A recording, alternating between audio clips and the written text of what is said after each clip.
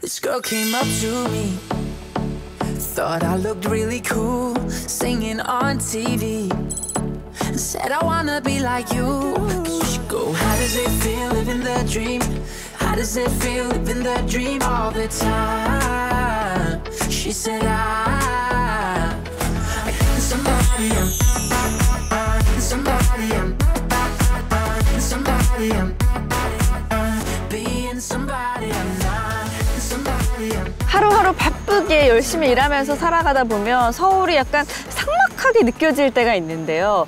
그런 가운데 이렇게 좋은 공원에 나와보면 또 참 아름다운 도시이자 살기 좋은 곳이라는 생각이 듭니다. 맞습니다. 이곳은 송파에 위치한 올림픽공원입니다. 네. 사실 이 주변에서 이제 아이를 키우는 분들이라면 주말마다 찾게 되는 공간이기도 해요. 네. 특히나 이 88 올림픽은 스포츠뿐만이 아니라 우리나라 문화의 저력을 전 세계에 알린 축제였잖아요. 그렇죠. 그래서 저도 사실은 직접 보진 못했어요. 88 올림픽을 못 봤다고요? 제가 못 봤습니다. 제가 89년생이에요, 아쉽게도. 딱 그 다음에 태어났군요. 다음에 태어났습니다. 굴렁쇠 소년이 밀고 들어온 그 굴렁쇠 소년 기억하거든요. 네. 예. 저도 너무 많이 들어서 사실 본 것 같아요. 그러니까 저도 사진으로만 남아있지만 엄마 아빠 손을 잡고 잠실 주경기장에서 막 이렇게 태극기를 흔들면서 응원했던 기억이 있는데 그걸 못 보셨군요. 못 봤습니다. 네네. 네, 그리고 또 여기가 뒤를 잘 보시면은 올림픽공원에 멋진 이 조각들이 설치돼 있어요. 맞아요. 여기는 정말 자연과 조각이 잘 어우러진 공원으로 굉장히 또 유명하잖아요. 맞습니다. 그리고 이 조각뿐만이 아니라 공원 또 플러스로 소마미술관, 미술관이 자리하고 있죠. 사실 올림픽공원이 워낙 넓다 보니까 이곳을 자주 놀러 오고 아이들과 함께 오더라도 미술관이 있었나 잘 모르시는 분들도 계신데 항상 보면 굉장히 좋은 전시가 많이 열리고 있습니다. 왜 소마인가 했더니 서울 올림픽 뮤지엄 오브 아트, 그래서 소마가 되는 거군요. 네, 맞습니다. 좋은 전시가 이번에도 열리고 있다고 하는데 과연 어떤 작품들이 우리를 반겨줄지 한번 들어가 볼까요? 가보시죠.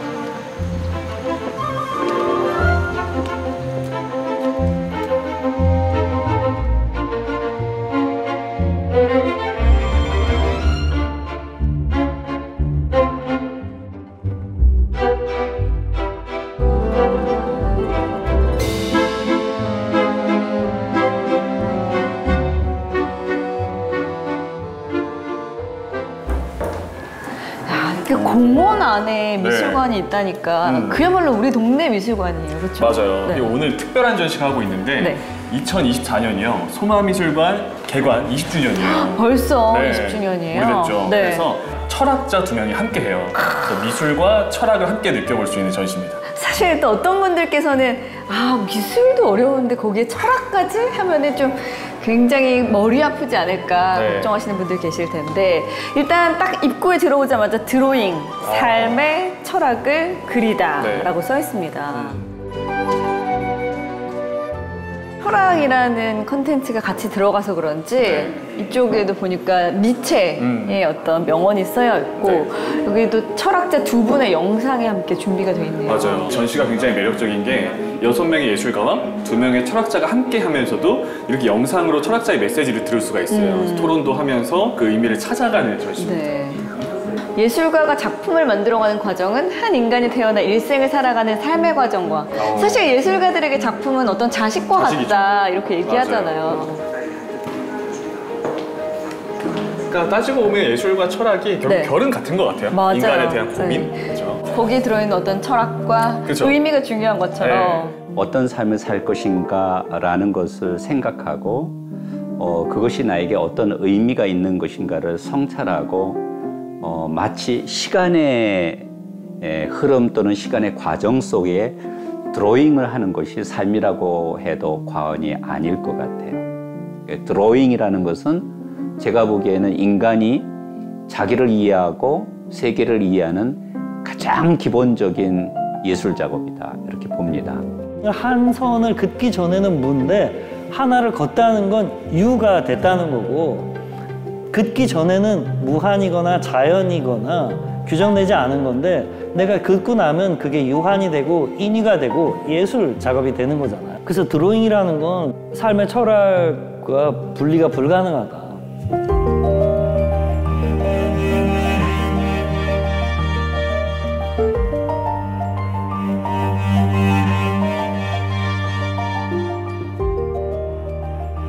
얼마 전 대구미술관에서도 만났던 이배 작가의 작품이 딱 보이네요. 워낙에 유명하셔서 네. 어떤 미술관에 가도 한 번쯤 보게 되는 작품인데 그러니까요. 항상 숯을 이용해서 그림을 그리시잖아요. 맞아요. 작품 활동을 하는데 네. 숯이라는 게 결국엔 나무가 다 타고 남은 그런 탄소 그쵸, 덩어리인데 덩어리. 그래서 목탄이라고도 하잖아요. 그 가장 동양적이고 어떻게 보면 가장 한국적인 재료를 사용한다고 말할 수 있죠. 지금 이 작품은 불로부터라는 건데 정말 그냥 그 숯의 원형, 나무가 탄 그대로를 막 쌓아놨어요. 네, 맞아요. 제목과 소재가 너무 잘 일치하는 그런 작품이고 네. 회화 작품인데 네. 이렇게 못이나 삼배 같은 천에 흩날리는 것 같은 그런 모양이 일필휘지 맞아요. 이렇게 얘기하나요? 네, 그래서 정말 진짜 보고 있으면 어떤 에너지? 네. 그리고 정말 그 붓터치가 이 곡선이 동양적인 느낌도 나고 맞아요. 최근에 보니까 프랑스, 특히 유럽에서 굉장히 인기가 많다고 하시더라고요. 네.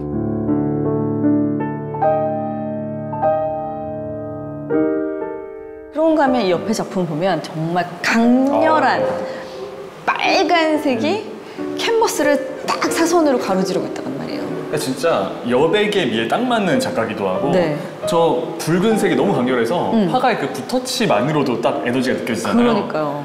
너무 멋있습니다. 사실 어떻게 보면 자신의 그 에너지를 담고 철학을 담는다는 게 네. 대단한 점. 저는 이렇게 이배 작가님의 작품을 만나다 보니까 어떤 방식으로 작업을 하시는지가 너무 궁금하고 맞아요. 매일매일 해야 돼요. 기분 좋을 때만, 영감이 있을 때만 해서는 안 되는데 우리가 왜 영감을 받아서 그죠. 예술가들은 작업을 한다 생각하지만 이배 작가님께서는 진짜 어떤 공무원의 마인드로 맞아요. 매일매일 해야 된다. 그리고 보니까 정해진 시간마다 꾸준히 매일매일 그린대요, 정말로. 와, 대단하더라고요. 네. 그 나무가 그냥 두면 썩지만 태워버리면 숯이라는 어떤 새로운 물성으로도 변화가 네. 된다. 그래서 모든 사물의 마지막 모습이 숯의 모습이 아닐까.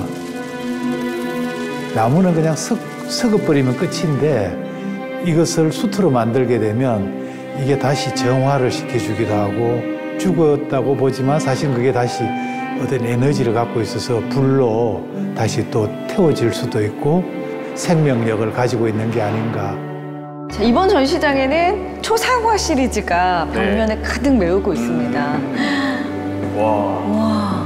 근데 초상화긴 한데 사실 딱 보자마자 알아볼 수 있는 얼굴은 아니에요. 김미혁 작가가 만다라 연작을 많이 작업을 했더라고요. 네, 맞아요. 그러니까 만다라라는 게 산스크리트어로 본질을 소유하다라는 뜻이기도 하고 불교에서는 우주의 어떤 깨달음을 얻었을 때 표현하는 그림이죠. 만다라라는 게 불교에서 이제 수행 끝에 얻은 어떤 깨달음. 본질을 뜻한다면 예술가도 마찬가지가 아니에요. 수행을 하는 거. 그렇죠. 깨달음을 얻으니까. 네. 그러니까 보면 다 거장들이에요. 맞아요. 이 화가는 알아봤어요. 누구예요? 누군지. 왜냐면 렘브란트인가? 전체적으로 봤을 때 네. 제가 좋아하는 화가의 사진이 딱 이구도거든요. 모네예요. 아, 이분이 모네예요? 모네예요. 네, 저는 요 포즈에 똑같은 사진이 있어서. 아, 이렇게 여기 이거를 팔레트를 들고 있네. 저는 이제 지베르니 저번에서 네. 수련 그릴 때 모습으로 알고 있어요. 아, 그러네요. 네. 임명숙 작가님이 네. 특이하게도 수세미와 손가락으로 이렇게 문지르면서 온몸으로 그리신대요. 이게 수세미와 손가락으로 문지른 거예요? 네. 어머, 저는 당연히 펜이나 아니면 브러쉬를 사용하신 줄 알았거든요. 펜으로 그린 다음에 이제 문지를 넣으면서 네. 자신만의 독특한 스타일을 만드시는 것 같아요. 그렇다면 이렇게 무언가를 그리는 것도 굉장히 어떤 수련의 의미가 있잖아요. 네. 그리고 수행의 의미가 그쵸. 있고 여기에 걸려있는 이 얼굴들도 유명한 네. 분들인 거잖아요. 네. 뭐 미켈란젤로도 있고 사실은 이렇게 그냥 봐가지고는 잘 모르겠고 잘 모르죠. 여기 당연한 거예요, 맞아요. 네, 캡션을 봐야지만 누구인지 알 수 있을 것 같아요. 한번 찾아보세요. 제가 한번 요거를 미켈란젤로의 얼굴이 있거든요. 미켈란젤로가 있어요? 네, 전 맞춰볼게요. 맞춰보세요. 와, 근데 미켈란젤로?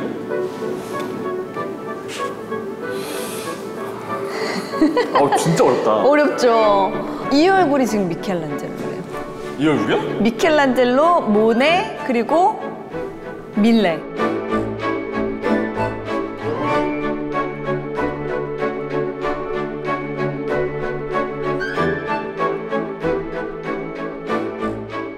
드디어 렘브란트가.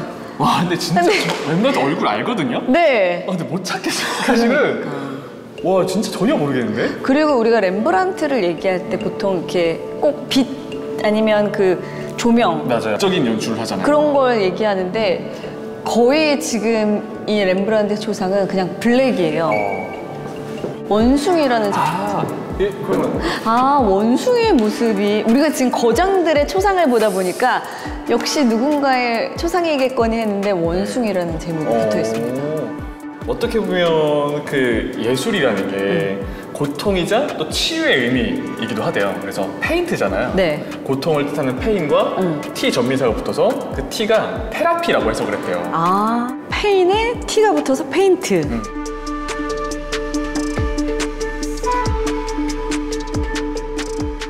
이번 전시들은 보니까 30년 이상 한 길을 쭉 걸어오신 분들의 작품들이 걸려 있어서 그런지 작품 자체가 주는 어떤 메시지나 철학이 확고한 것 같다는 생각이 들어요. 그 신념이 딱 명확한 분들이죠. 네. 저 이번에 만나는 유근택 작가의 자화상이 딱 들어오는 입구에서부터 우리를 반겨줍니다. 네, 범상치 않네요. 네.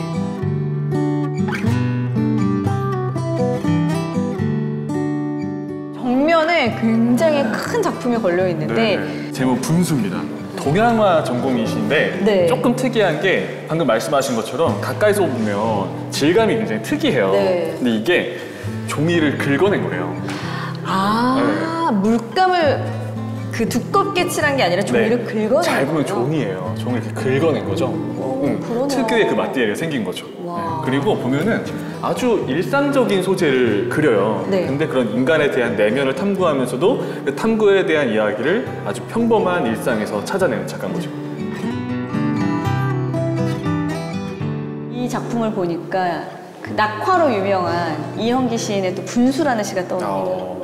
부서짐이 곧 생명력이자 삶의 그 자체다라고 얘기하는 그 시가 떠오르면서 뭔가 문학과 미술과 우리 삶이 다 통하는 무언가가 있다는 그런 생각이 들어요. 이쪽은 전체적으로 뭔가 하늘색 분위기인데 네. 너무 예쁘네요. 봄, 세상의 시작. 봄 하면은 사실 만물의 모든 생명이 피어나고 자라나는 딱 시기잖아요. 네. 그래서 그런 어떤 순환에 대한 메시지도 있고 봄에 관련된 그 에너지가 느껴지죠.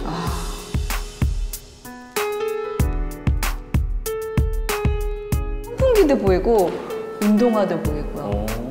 와 근데 좀 예쁜 게 생일 케이크에 초가 노랗게 빛나니까 생일이었나 봐요, 누군가의. 그런가 봐요. 작은 문이 있어서 그러네요. 방 안에 또 하나의 방이 지금 있거든요.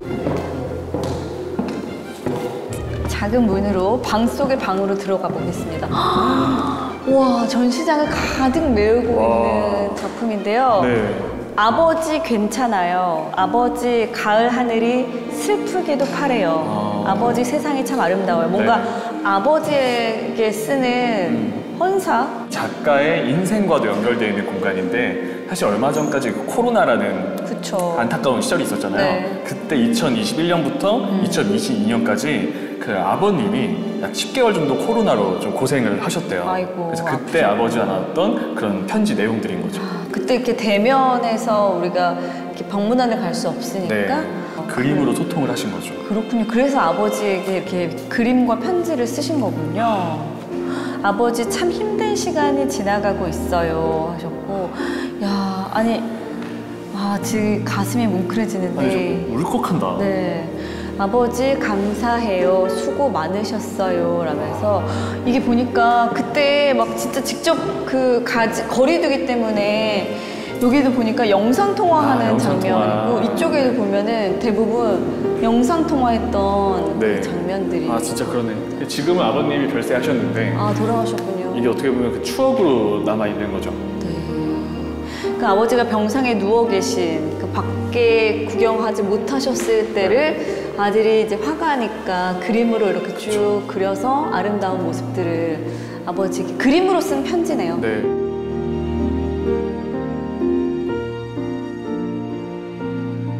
편지라는 제목으로 다 모아놨구나. 아버지께 붙이는 성북동의 가을, 아버지께 붙이는 성북동의 아침.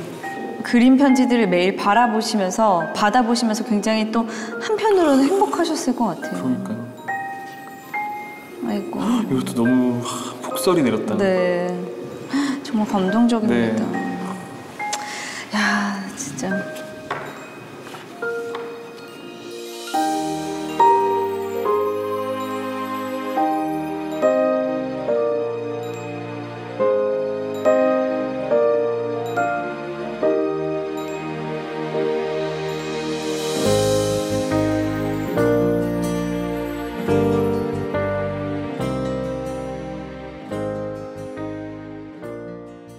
이 공간은 드로잉도 있고 뭐 설치 작품도 있고. 네, 양규철 작가는 일상에서 흔히 볼 수 있는 사물들을 이용해서 작품 활동을 하는데 네. 어떻게 보면 너무 익숙해서 그냥 지나칠 수도 있잖아요. 네. 하지만 거기에서 어떤 삶에 대한 질문도 하면서 어떻게 살아야 하는지에 대한 그런 아이디어도 얻기도 하고 아주 어떻게 보면 한국적인 개념 미술 작가인 거죠. 네. 사다리를 쌓아놓은 모습이 네. 눈에 딱 들어오는데 삽과 사다리가 이번 전시엔 주인공이다. 맞습니다. 삽은 땅을 파는데 그리고 사다리는 위로 올라가는 데 쓰이는 양 극단의 사물을 놓고 어떤 우리의 삶이 노동 그 자체라는 걸 얘기하고 네. 있는 것 같아요. 지금 여기에는 사다리가 놓여져 있는데 그 네. 위에 벽이 뚫려 있는 건가요? 뭘 붙여놨나 봐요. 검은색을. 저것도 작품이겠죠? 그런 것 같아요. 아, 제목이 너무 재밌어요. 뭐예요? 올라가지 마세요. 제목이. 사다리는 사실 올라가야 되는 그러니까요. 곳인데. 아, 맞네. 근데 올라가지 마세요라고. 제목도 되게 생각을 하게 하는 그러네요. 작품이에요. 네. 그리고 이쪽에는 작은 사다리들을 피라미드 형식으로 쌓아놨어요. 네. 아, 이쪽 드로잉들은 이 설치 과정을 아마 표현해 놓은 네. 그런 것 같아요. 아, 여기 써있네요, 이 작품에 네. 대해서. 구조가 간단하고 재료가 소박하며 일체의 군더더기가 없다는 점에서 사다리는 미니멀리즘의 원조라 할 만하다. 중력을 거슬러 상승하려는 인간의 욕망을 구현하는 장치다. 개념 미술 작가잖아요. 네. 개념 미술은 사실은 작가가 직접 노동을 통해서 뭐 만들진 않잖아요. 기성품으로 이제 새로운 의미를 부여하는 건데 네. 특징이 뭐냐면 그래서 보통 개념 미술 작가들이 말도 잘해요. 그러니까 이게 그렇지. 말도 잘해야 돼. 생각을 표현하려면 맞아요. 말도 잘해야 네. 되죠. 개념 미술이니까. 글들이 보니까 거의 철학서예요. 그렇죠? 와, 여기는 작품뿐만이 아니라 네. 이 글들을 꼭 읽어야 되네요. 그러니까요. 네. 여기는 진짜 오. 벽이 뚫려 있고요. 뭔가 그냥 노동의 현장을 옮겨놓은 것 같고 그리고 전시장의 벽이 이렇게 훼손되어 있으면 이건 큰일 나는 일인데 그죠. 이걸 이렇게 뚫어놨다는 것은 이 앞에서 이걸 많은 걸 생각하게 하는 바로 그 자체가 아닌가 싶어요. 저도 저렇게 벽이 뚫려 있으니까 네. 많은 생각을 하게 되는 것 같아요. 왜 뚫어놨을까? 네. 저 너머에는 무엇이 있을까? 천을 덧대서 어둡게 만들어놓은 호기심도 막 유발하는 게 네. 안에 지금 보고 싶어요. 막 어떻게 되는지. 그러니까.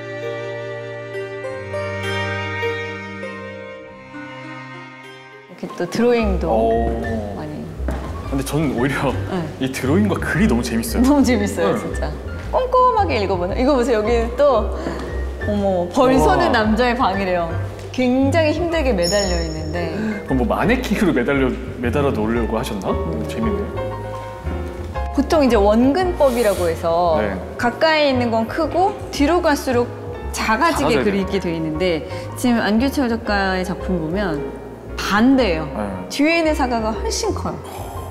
원근법을 반대로 표현하네요. 아 근데 진짜 역설이네요. 역시나 작품 제목이.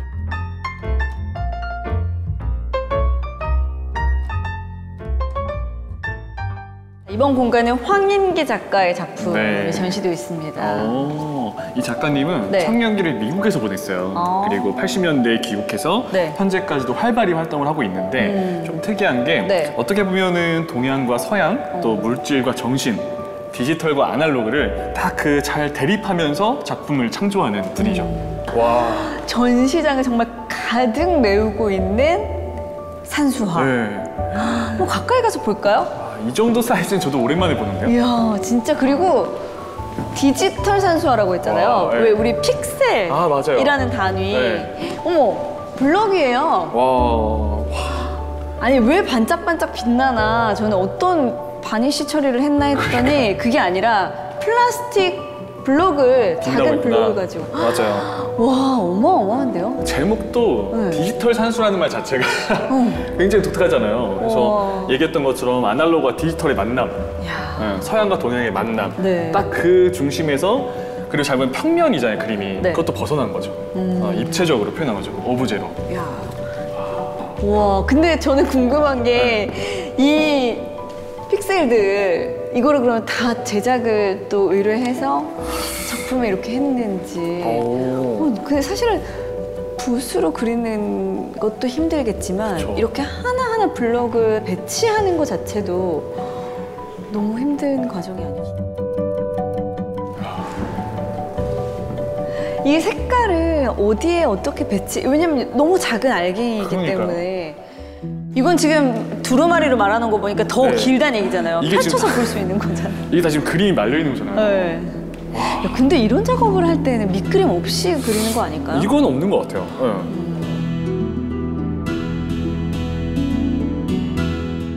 얼마나 오랜 세월 동안 수련을 해서 그렇죠. 한 번에 그릴 수 있는 그게 생겼겠어요. 그렇죠. 실수하지 않고. 네. 그리고 이쪽에 와보면 나는 내 생에 노는 것을 목표로 한다고 그럴까? 노는 게 아마 삶이시고 그게 작업이시고 네. 이걸 놀이로 생각해야 네. 저 정도 의 작품도 만들 수 있어요. 진짜 즐거워야 그쵸, 되니까. 맞아요. 고통이라 생각하면. 네. 근데 여기는 지금 반짝반짝 빛이 나는 게 캔버스에 비즈를 붙였어요. 되게 신선하다. 너무 예쁜데요? 네. 레고 다음에 비즈예요. 반짝반짝하니까 이렇게 봐도 재밌고 이렇게 봐도 재밌고. 신기하다. 근데 이게 근작이에요, 보면은. 2020년 작품이네요. 네, 그럼에도 이렇게 반짝반짝이면서 되게 세련되게 만드는 것도 능력이다. 근데 작업의 스펙트럼이 굉장히 넓은데요? 그러니까요. 레고 블럭도 그렇고 네. 지금 머그를 이용해서 그린 것도 그렇고 비즈까지 와. 70년을 살았다. 애도 먹었고 재미도 봤다. 재수도 좋았고.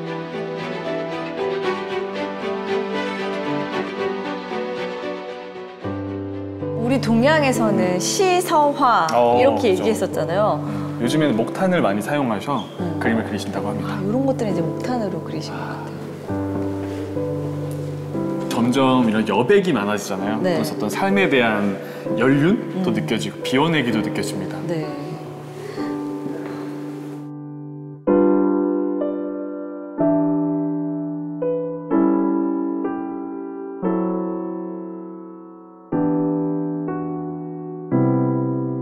내가 나이 들어보니 이제 알겠다. 나이 든 사람들 잔소리는 엿도 못 바꿔 먹는다는 걸. 이렇게 약간 또 재미있는 개구쟁이의 모습도 있으시네요. 아, 근데 본인이 이렇게 얘기하는 거 보면 진짜 어떻게 보면 깨어있다. 그러니까. 깨어 계십니다, 네. 진짜. 아무것도 아니다. 아무것도 남지 않는다. 먼지 되는 것이다. 그렇다. 굉장히 철학적이에요. 모두가 죽는다.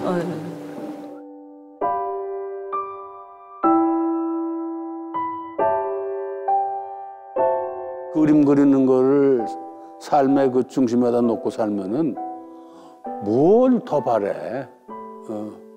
근데 할 때마다가 새로운 연애거든, 그림은. 그러니 좀 재미가 있어. 하다가 내가 정신이 없어지거나 손발이 안 움직여지면 몰라도 아무도 안 찾아와도 나는 할 것 같아. 아니, 너무 놀랍습니다. 와. 나의 서가도라는 정말 대형 작품인데요. 와. 우와. 처음 봤어요.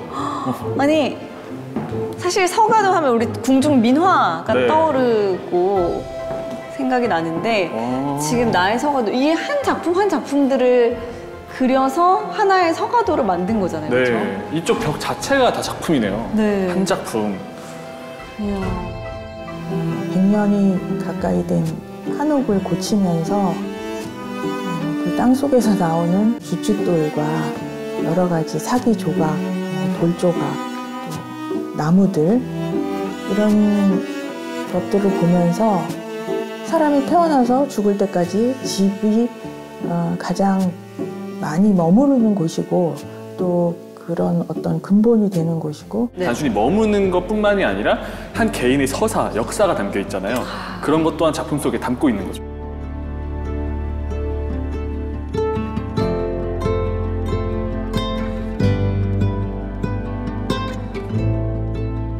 한지와 먹을 네. 이용해서 화려하지 않지만 아주 소박하면서도 멋진. 그게 가장 한국적인 것 같아요. 네. 이런 빗자루도. 매화도 있고 빗자루도 있고. 일상에서 볼 수 있는 어떤 소품들. 2004년부터 시작을 했습니다. 첫 전시가 정지와 움직임. 네. 파울 클레이. 오. 이번에는 보니까 정말 작가님과 철학자님을 모시고 관객들과 대화하는 시간도 있고 굉장히 다양하게 전시를 꾸몄는데 직접 우리가 큐레이터분을 만나서 한번 말씀을 들어봐야 될 것 같아요. 네, 좋아요. 저 되게 궁금했어요. 네.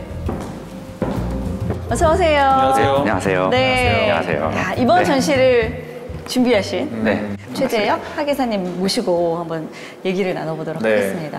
아니 사실은 제목 자체가 드로잉, 삶의 철학을 그리다. 어려운 말들이 들어가 있어서 머리 아플 것 같다라는 짐작을 했었는데 전시를 보고 나서 너무 좋았습니다. 예, 어떤 감사합니다. 의도로 이렇게 기획을 하셨나요?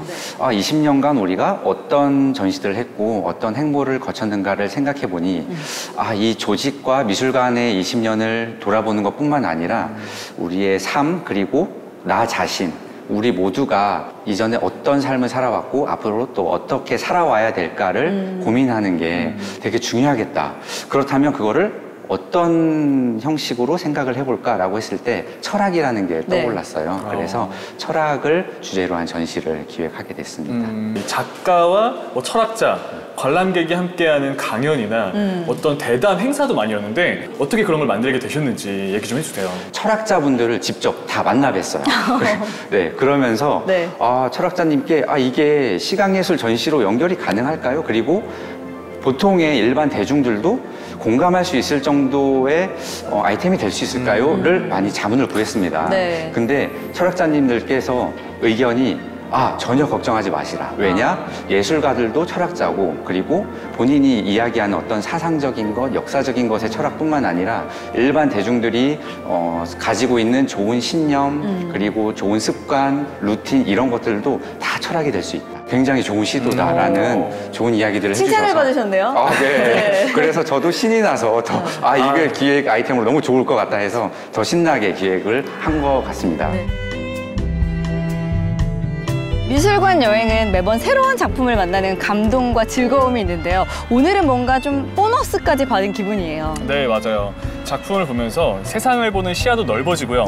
또 작가의 시선을 따라가면서 생각도 깊어지는 그런 시간이라 너무 뿌듯했습니다. 네, 정말 오늘은 특히 작가의 작품뿐만 아니라 육성으로 인터뷰한 뒷이야기까지 들을 수 있어서 조금 더 친절한 전시가 아니었나 그런 생각이 드는데요. 우리 동네 미술관 다음 주에도 새로운 감동을 찾아 미술관 여행을 떠나보도록 하겠습니다.